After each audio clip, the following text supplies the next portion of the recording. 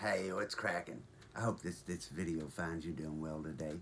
First off, I want to thank you for clicking on the video. If you've never watched one of my videos before, I went to prison in the state of Oklahoma for murder when I was 15 years old. I was in prison for 20 years, 5 months, and 29 days. During that time, I've seen a lot of things. I've been through a lot of things, just about everything that you can think of or anything that you've seen on TV. I've been through that and more. I can't go back and change what I did to go to prison, but what I've decided to do is I make these videos. I've started at the beginning. If you'll enjoy them best if you start at the beginning, because they're like a series. I started at the beginning because I didn't know where else to start, and I've talked about everything that's happened to me.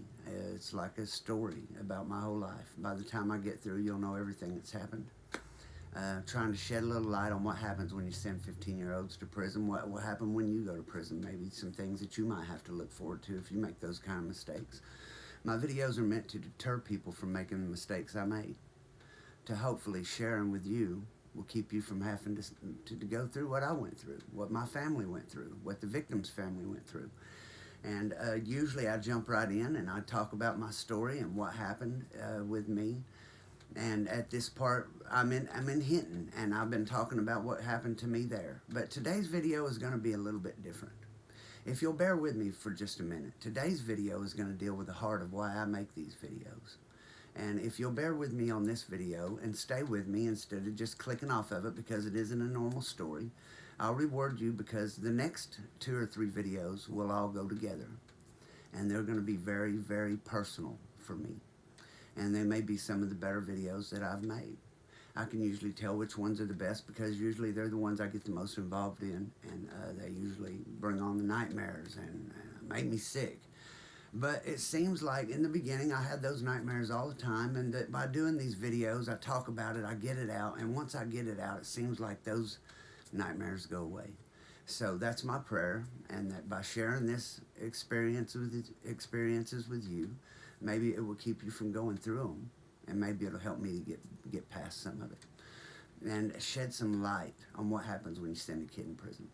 Now, number one thing I want to say is that in no way do I want you to feel sorry for me.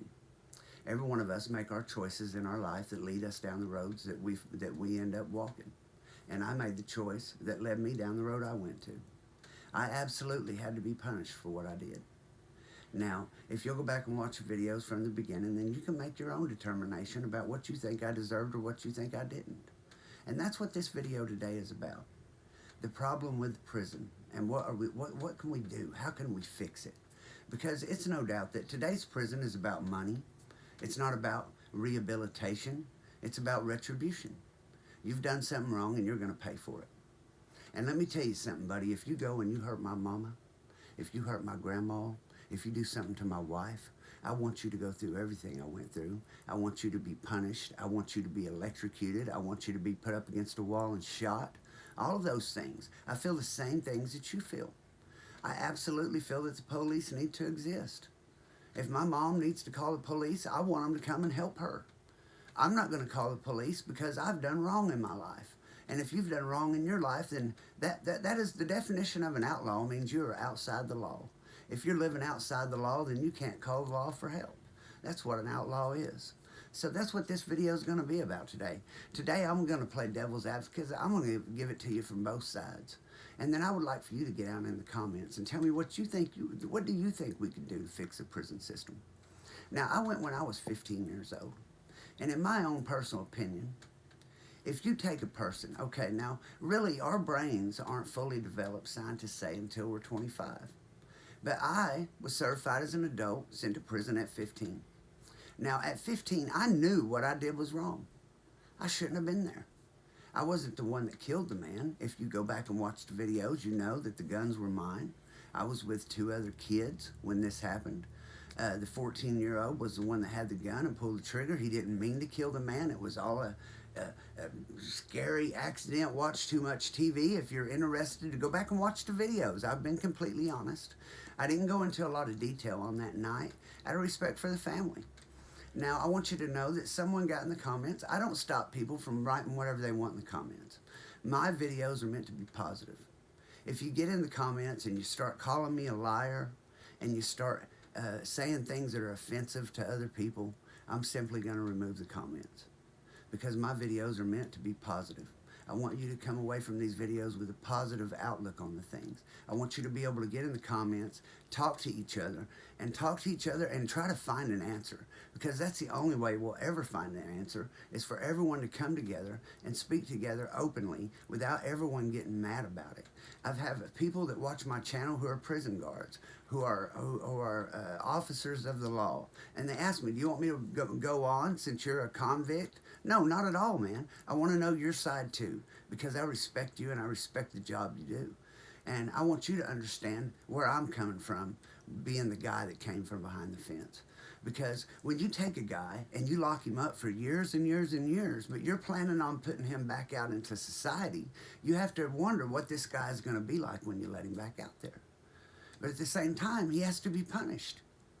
When I was 15 years old and I did what I did, shortly after that, I was in a juvenile center waiting to be certified as an adult, and I seen another kid peel a scab off his leg, and it started bleeding, and I almost threw up. If they had sent me home and my mama had wore my ass out, I would have probably never committed another crime. That would have broke me of ever being around anything like that again. But who is to know that? Maybe I wasn't that kid. Maybe that would have just been the start of something. Maybe I would have felt power from that. Maybe that would have been something that I would have done again. So I definitely had to be punished. And let me tell you, from spending years and years in prison, that there are definitely people in prison that belong there. There's people there that I do not want out here around my family. They have to be in prison because they don't belong on the streets. They're not safe out here around the streets. But who's to judge which one deserves another chance and which one doesn't? And what do we do with them?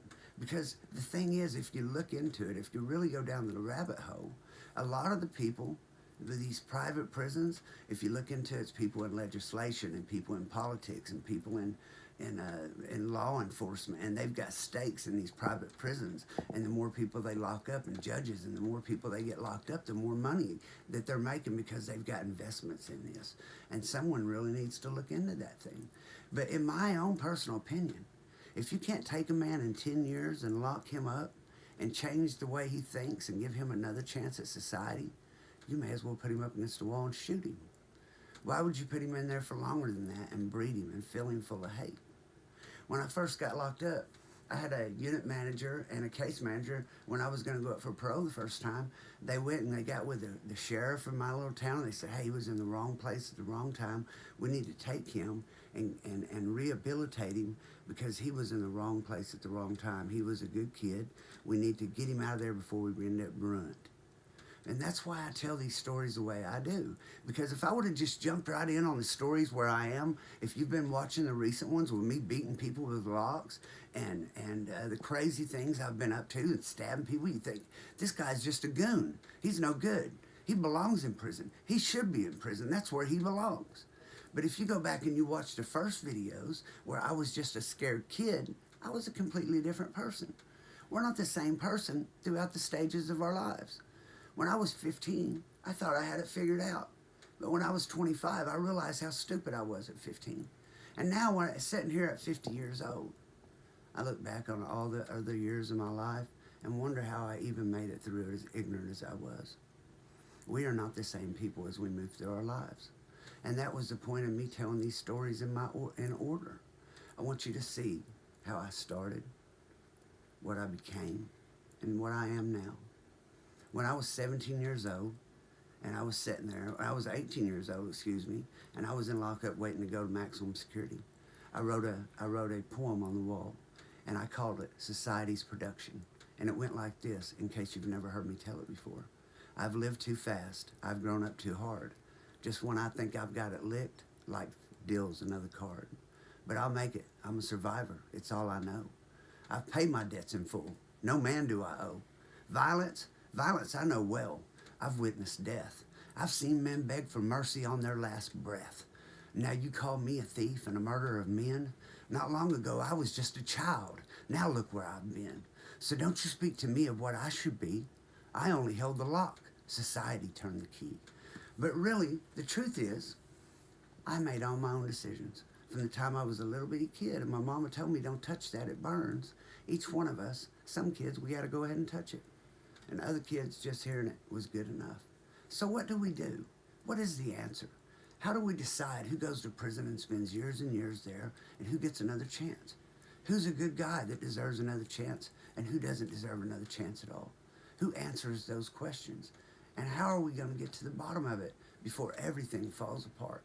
That's my question to you today. And in the next videos, I promise to make much better for you. I apologize if this one hasn't meant much to you.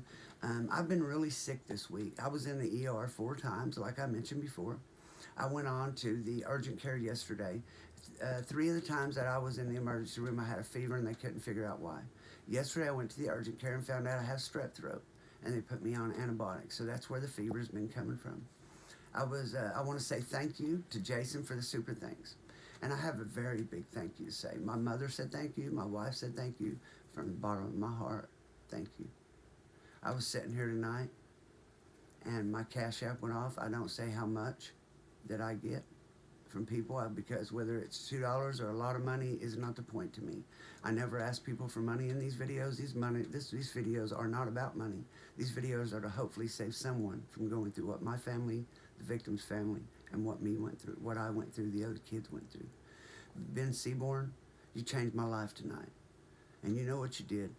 And I want to thank you for it from the bottom of my heart. May God bless you. You've done more for me just now than anyone else ever has in my life. And I don't know what to say besides God bless you and thank you for that.